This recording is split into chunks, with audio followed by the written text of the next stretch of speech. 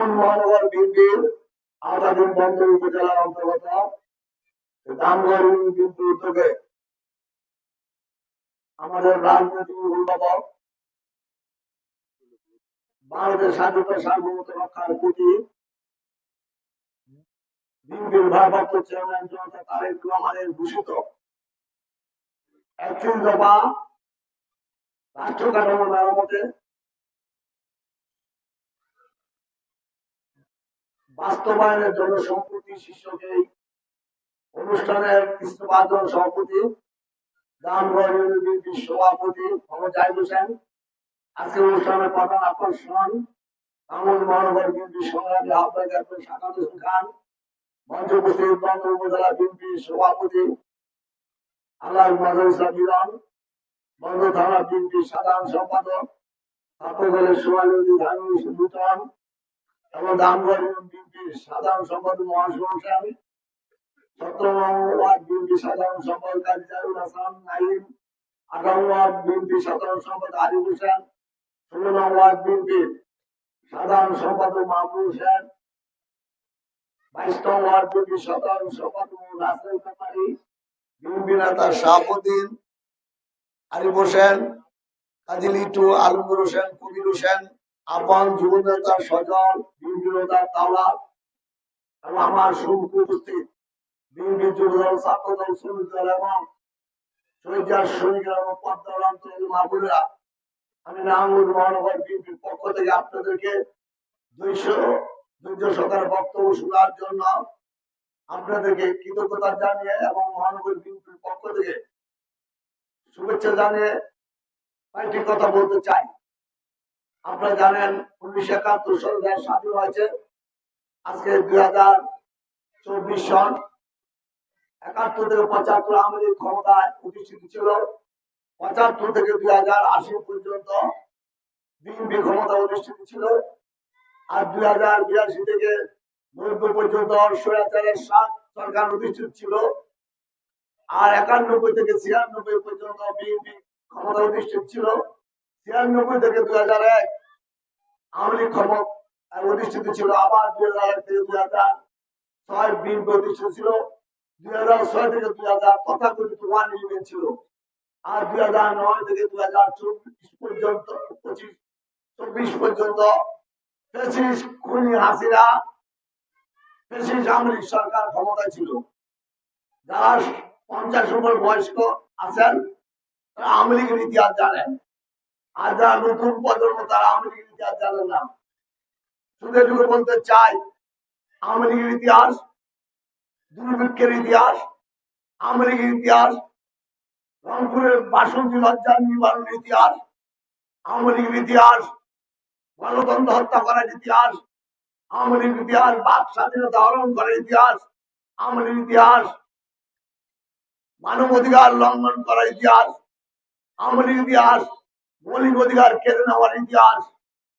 আওয়ামী লীগ যখন ক্ষমতা এসে খুন, ডাকাতি, রাজধানী, দর্শন, ব্যাংক ডাকাতি, লুটতরাজ এবং মানুষের মুখের হাসি কেড়ে নিয়েছে। 71 থেকে 75 শেখ মুজিব লাল গড়া দাব দিয়েছিল, বলেছিল কোথায় সিরাজ শিকদার। একদিকে সে ঘোষণা দিয়েছে সিরাজ শিকদারকে হত্যা করার জন্য, আর জাতীয় সংসদে দাঁড়িয়ে বলেছিল কোথায় সিরাজ শিকদার। আওয়ামী লীগের তথাগত আওয়ামী লীগ শেখ মুজিবকে মহাপুরুষ বানাতে চায়, কিন্তু শেখ মুজিব একজন গুন্ডা ছিলেন, রাজনীতিবিদ ছিলেন না। আর কথার ভাষা ছিল গডফাদারের মতো, রংবাজের মতো। আর 1975 সালের 25শে জানুয়ারি পবিত্র সংসদে দাঁড়িয়ে শেখ মুজিবুর রহমান 12 মিনিটের ব্যবধানে গণতন্ত্রকে হত্যা করে বাকশালে একটা গণতন্ত্র কায়েম করেছিলেন। আর অপরদিকে স্বাধীনতার ঘোষক শহীদ জিয়াউর রহমান 1975 সালের 7 নভেম্বর সিপাহী বিপ্লবের মাধ্যমে ক্ষমতায় এসে উনি সংবিধানে বিসমিল্লাহির রহমানির সন্ধান করলেন, আর বাকশাল এবং একতন্ত্র বাতিল করে বহুদলীয় গণতন্ত্র প্রতিষ্ঠিত করলেন। মানে অনেক রাজনীতি দলের রাজনীতি করার সুযোগ করে দিলেন। ওটাই বিএনপির প্রথম সংস্কার। আর 1982 থেকে 1990 সাল পর্যন্ত স্বৈরাচার এরশাদ ক্ষমতা থাকা অবস্থায় আমাদের আবুসিন নেত্রী দেশনেত্রী বেগম খালেদা জিয়া স্বৈরাচার এরশাদকে হটিয়ে আবুসিন নেত্রী উপাধি পেয়ে 91 সালে আপনাদের ভোটে ক্ষমতা অধিষ্ঠিত হয়। উনি সর্বপ্রথম যে কাজটি করলেন, রাষ্ট্র পদ্ধতি বাতিল করে সংসদীয় পদ্ধতি অর্থাৎ প্রধানমন্ত্রী শাসিত সরকার চালু করলেন। আর 96 থেকে 2001 আর 2009 থেকে 2024 পর্যন্ত আওয়ামী লীগ মানে খুনি হাসিনা ক্ষমতা থাকা অবস্থায় কি করেছে আপনারা সবাই জানেন। আমাদের মা বোনদের ভোটের অধিকার কেড়ে নিয়েছেন। আমাদের মা বোনরা যেন গ্যাসের চুলায় রান্না না করতে পারে তার জন্য গ্যাস অন্য দেশে রপ্তানি করে দিয়েছেন। আমাদের বাংলাদেশের প্রতিটি শিক্ষা প্রতিষ্ঠানের সন্ত্রাসের রাজত্ব কায়েম করেছেন। ছাত্রলীগের বন্ধুরা জাহাঙ্গীরনগর বিশ্ববিদ্যালয়ে দর্শনে সেঞ্চুরি উদযাপন করেন। আমাদের মা বোনেরা নির্বিঘ্নে রাস্তায় চলতে পারেন নাই। আমাদের যুব সমাজের হাতে অস্ত্র তুলে দিয়েছেন। যারাই শেখ হাসিনা এবং আওয়ামী লীগের বিরুদ্ধে কথা বলেছেন তাদেরকে খুন গুম অত্যাচার নির্যাতন করেছেন। এমনকি আয়না ঘরের মতো অন্ধকার চন্ন কুঠির নির্মাণ করে সেখানে রাজনীতিবিদদেরকে প্রতিবাদী কণ্ঠস্বরকে সেখানে বছরের পর বছর নির্মম ভাবে নির্যাতন করে হত্যা করেছেন। আপনারা জানেন আমাদের রাজ্য তারেক রহমান অসুস্থ অবস্থায় বাংলাদেশ 8,000 মাইল দূরে লন্ডনে বসে থেকেও এই 25 খুনি হাসিনার সরকারকে হটানোর জন্য বারবার আন্দোলন সংগ্রামে নেতৃত্ব দিয়েছেন। আমরা তার নির্দেশে রাজপথে ছিলাম।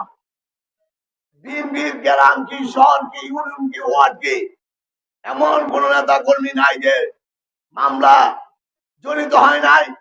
এমন কোন নেতা কর্মী নাই যে রাত্রে বাড়িতে ঘুমাতে পারেন নাই। এমন কোন নেতা কর্মী নাই যে জেল খাটেন নাই। আওয়ামী লীগ মানে একটি দুঃশাসন, আওয়ামী লীগ মানে একটি অপশাসন, আওয়ামী লীগ মানে শাসন ব্যবস্থাকে ভেঙে ফেলা, আওয়ামী লীগ মানে নিত্য প্রয়োজনীয় জিনিসের দাম বাড়িয়ে দেওয়া, আওয়ামী লীগ মানে যুবকদের হাতে মাদক এবং অবৈধ অস্ত্র তুলে দেওয়া। আপনারা জানেন গত 5 আগস্ট পূর্বে বৈষম্য বিরোধী ছাত্র আন্দোলন হয়েছে। সেদিন আমরা আমাদের রাজনৈতিক বাবা বিএনপির ভারপ্রাপ্ত চেয়ারম্যান তারেক রহমানের নির্দেশে আমরা বৈষম্য বিরোধী ছাত্র আন্দোলনের ছাত্র শ্রমিক জনতা একাকার হয়ে গেছিলাম। আন্দোলনকে ত্বরান্বিত দ্রুত ত্বরান্বিত করে সেদিন খুনি ফেসিস্ট হাসিনার সরকারকে পদত্যাগ করাতে বাধ্য করেছিল এবং সে পদত্যাগ করে পালিয়ে যেতে বাধ্য হয়েছে, তাই না? বাংলাদেশের কোন রাজনীতিবিদ যদি ভালো কাজ করে তাকে কি পালাতে হয়? শেখ হাসিনা কেন পালালেন? কারণ সে ভোট চুরি করছে, টাকা চুরি করছে, মানুষের ওএমএস এর চাল চুরি করছে, বাংলাদেশের মানুষের মুখের হাসিটার সয় কেড়ে নিয়েছে। অতএব শেখ হাসিনার পদত্যাগের পর দেশে একটি অন্তর্বর্তীকালীন সরকার এসেছে। আমরা আশা করেছিলাম অন্তর্বর্তীকালীন সরকার 20 কোটি মানুষের মুখে হাসি ফোটানোর জন্য একটি অন্তর্বর্তীকালীন একটি আবার সুষ্ঠু নির্বাচন দিয়ে আপনাদের ভোটের অধিকার ফিরে দিবে আর জনগণ ভোট দিয়ে একটি দেশপ্রেমিক জাতীয়তাবাদী একটি সরকার গঠন করব। কিন্তু আমরা কি দেখতে পাচ্ছি?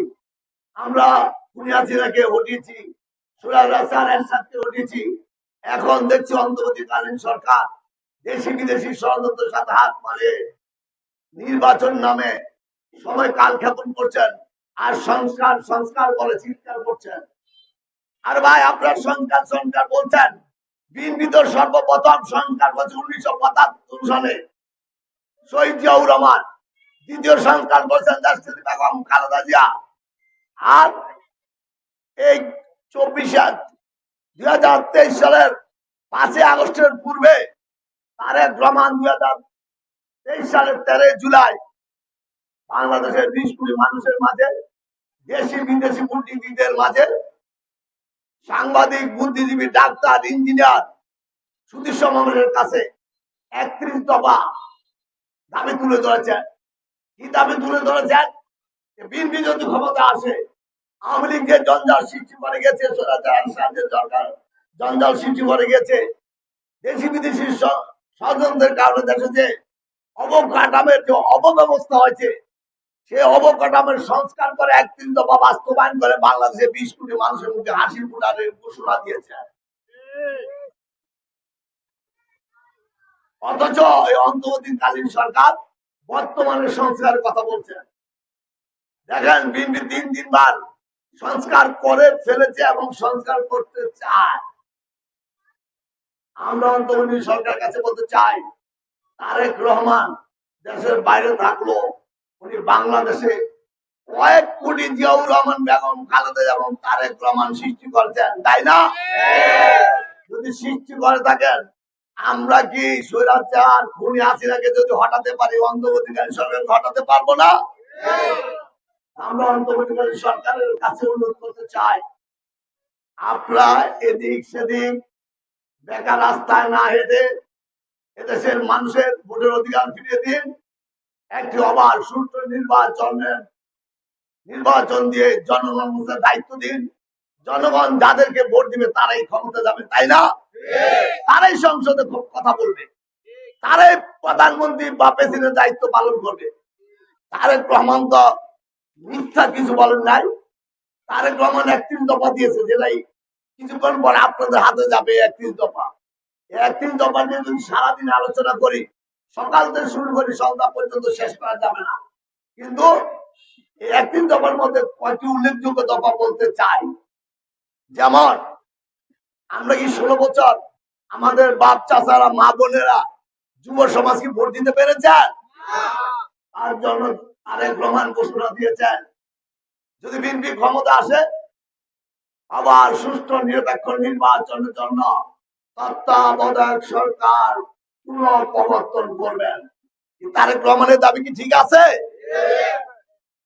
আর কি কথা বলেছেন, 16 বছর আওয়ামী লীগ যে অন্যায়, অত্যাচার, নির্যাতন, রাষ্ট্রের উচ্চ পর্যায় থেকে আরম্ভ করে একটা ইউনিয়ন পরিষদ পর্যন্ত যে দুর্নীতি করেছেন, যে লুটতরাজ করেছেন এবং টাকা, ব্যাংকের টাকা লুটপাট করে বিদেশে পাচার করে বাংলাদেশের অর্থনৈতিক অবস্থায় শূন্য কোঠায় নিয়ে গেছেন। তার জন্য দুর্নীতি প্রতিরোধ, দৃশ্যমান কার্যকর ব্যবস্থা গ্রহণ ও ন্যায় নিয়োগ করবেন। এটা কি তারেক রহমান সঠিক বলেছেন না মিথ্যা বলেছে? আর কি কথা বলেছেন, বেগম খালেদা জিয়া যখন ক্ষমতায় ছিলেন, প্রথম শ্রেণী থেকে দ্বাদশ শ্রেণী পর্যন্ত আমাদের মা বোনদেরকে বিনা বেতনে শিক্ষার ব্যবস্থা করে দিয়েছেন। আর এখন বলেছেন, যদি বিএনপি ক্ষমতা আসে, নারীর মর্যাদা, সুরক্ষা ও ক্ষমতায়নের যথাযথ পদক্ষেপ গ্রহণ করবেন। এটাও কি ঠিক বলেছেন না ব্যাঠিক বলেছেন? দ্বিতীয়ত বলেছেন, বাংলাদেশ কৃষি নির্ভরশীল দেশ। আমাদের পূর্বপুরুষরা কৃষিকাজে নিয়োজিত ছিলেন, এখনো কৃষিকাজ আছে, কৃষকদের উৎপাদন ও বিপণন সুরক্ষা দিয়ে কৃষি পণ্যের ন্যায্য মূল্য নিশ্চিত করতে হবে। এটা কি কৃষকদের জন্য উপকার হবে না হবে না? তাহলে বলতে চাই, 31 দফার মধ্যে কয়েকটি উল্লেখযোগ্য দফা বললাম।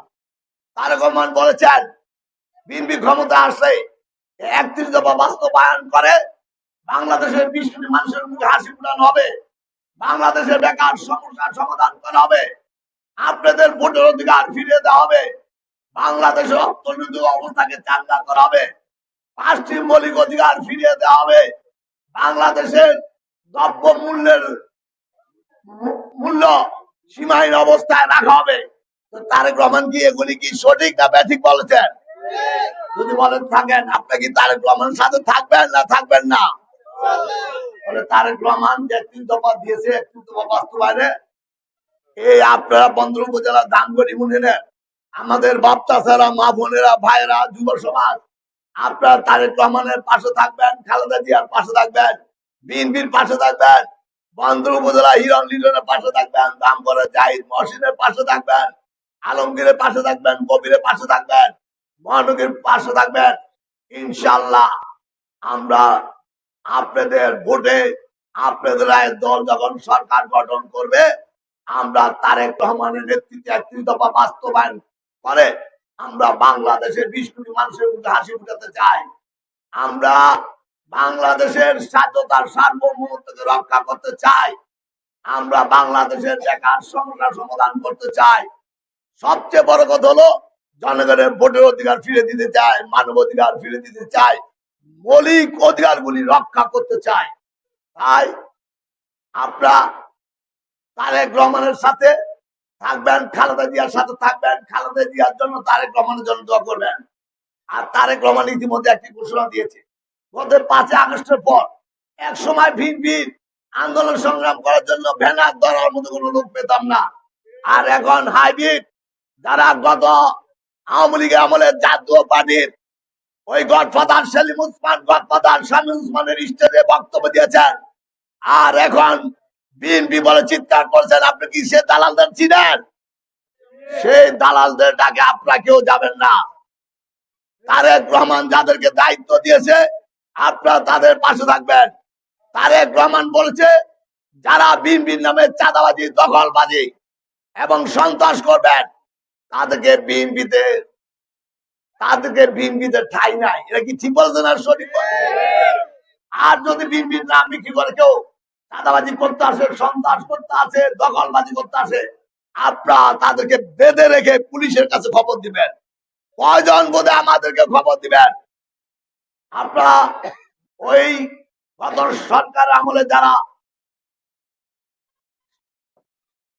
সরকারের দালালি করেছেন, সরকারি গডফাদার হিসেবে বক্তব্য দিচ্ছেন, যারা বিএনপি থেকে বহিষ্কার হয়েছেন, তারা যদি আপনাদের সামনে বিএনপি দাবি করে তাদেরকে রুখে দাঁড়াবেন। পারবেন না?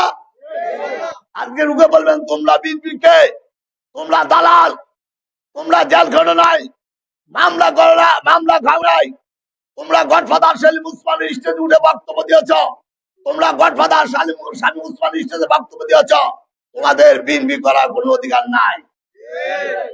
আর ওই দালালরা দেখতে পেলাম রাস্তার বিভিন্ন জায়গায় পেস্টুন লাগিয়েছে। ওই দালালদের উদ্দেশ্যে বলতে চাই, তোমরা বিএনপি কেউ না, তোমরা বহিষ্কৃত। আছে তারেক রহমান, খালেদা জিয়া, মির্জা ফখরুল ইসলাম আলমগীর যাদেরকে দায়িত্ব দিয়েছে তাদের নেতৃত্বে বিএনপি চলবে চলবে চলবে। ঠিক। অবশেষে 31 দফা বাস্তবায়নে আপনাদের সমর্থন সহযোগিতা আছে। আগামী দিনে তারেক রহমান যেন বীরের বেড়ে বাংলাদেশে ফিরে আসতে পারে তার জন্য আপনাদের সহযোগিতা আছে। এবং বন্দর থানা বিএনপির সংগ্রামী সাধারণ সম্পাদক সাবেক ছাত্র নাজমুল রানার নিঃশর্ত মুক্তি দাবি করে আপনার এখানে বয়োজ্যেষ্ঠ লোকেরা এবং পদ্মাঞ্চলের মামুনেরা যারা আমাদের বক্তব্য শুনছেন তাদেরকে কৃতজ্ঞতা ধন্যবাদ জানিয়ে আমি আমার বক্তব্য শেষ করছি।